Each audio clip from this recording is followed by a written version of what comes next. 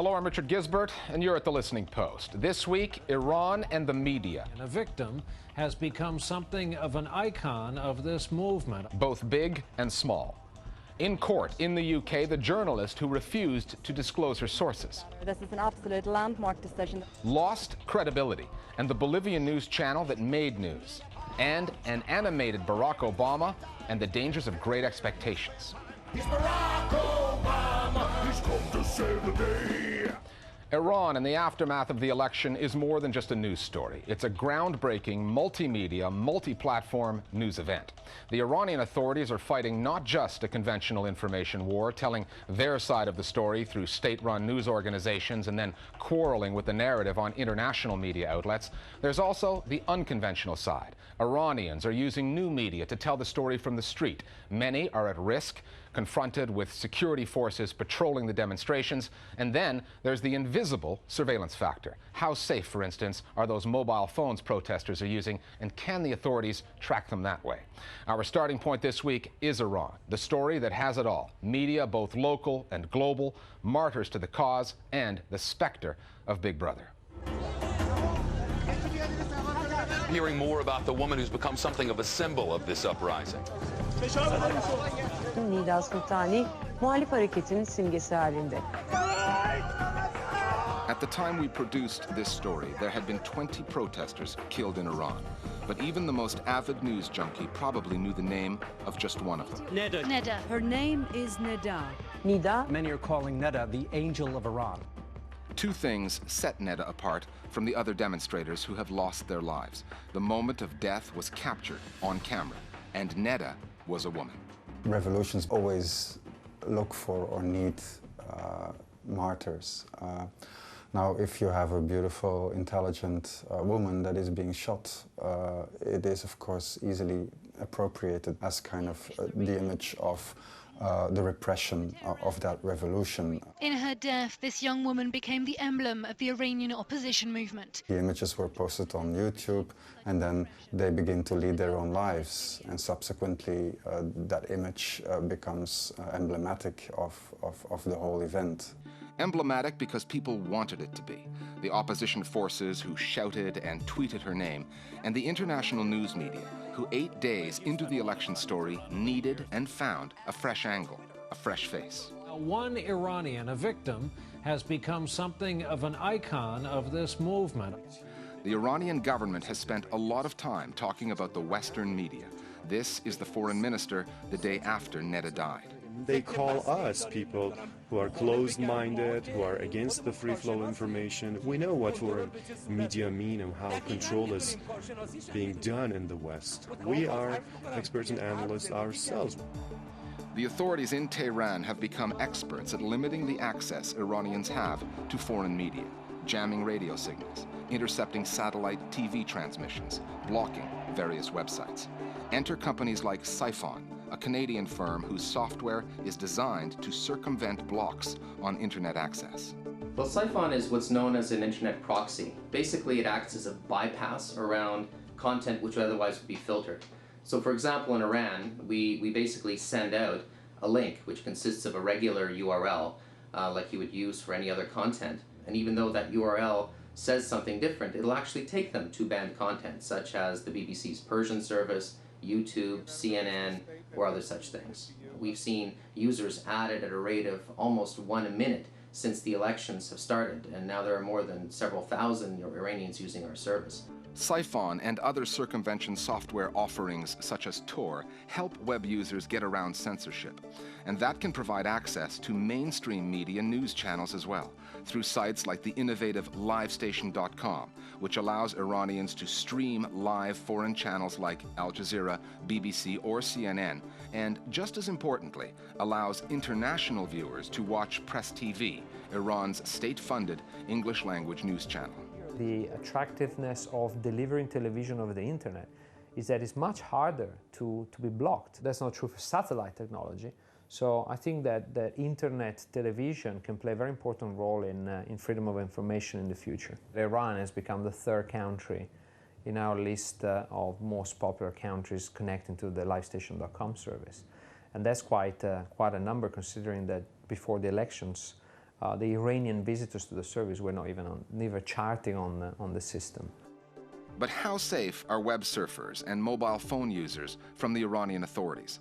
This past week, the U.S. newspaper, The Wall Street Journal, published a story saying that telecoms provider Nokia Siemens had supplied Iran with a monitoring system, one that could listen into mobile phone calls and intercept web traffic.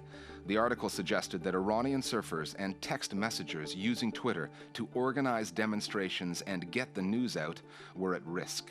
These are technologies that were originally developed by telecommunications companies actually for monitoring their own systems for billing purposes or to make sure that there wasn't fraud being conducted on their own systems. And so at some point they realized that other companies or governments or customers might also find it to be of use if employed, for whatever information that client was seeking. Nokia Siemens has said its technology does not have web monitoring capability. The company says it's a standard system, a legal requirement in most countries. The limited functionality we've actually provided in Iran is just to intercepting a small number of voice calls on their mobile and fixed network locally. And that capability is required by law, all the EU member states, the US, to have this, what is known as lawful intercept, the ability for the operator to essentially listen in to a telephone call. So our decision is, do we do business in Iran, adhering to their local regulations that are the same as in EU states and the US about lawful intercept at all, or do we not? But given who Nokia Siemens was doing business with, a government known to crack down hard in the information war, did the company do the right thing? We can see that information and the control of information increasingly also becomes a weapon, and we should maybe start asking ourselves the questions whether there shouldn't be similar limits or similar measures in place like there are for export of arms for certain kinds of technologies. And that is what you have in post-election Iran. It's an information war. And between the mobile phones, the computers, the satellite receivers, the networks both on air and online, there is no shortage of weapons. What remains to be seen is whether the media's martyr, Neda, turns out to be the most powerful weapon of them all.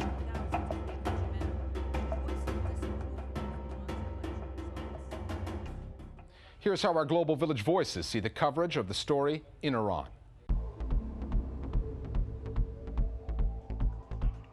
I don't believe Twitter's role is overemphasized because it does allow personal stories to be shared in various mediums.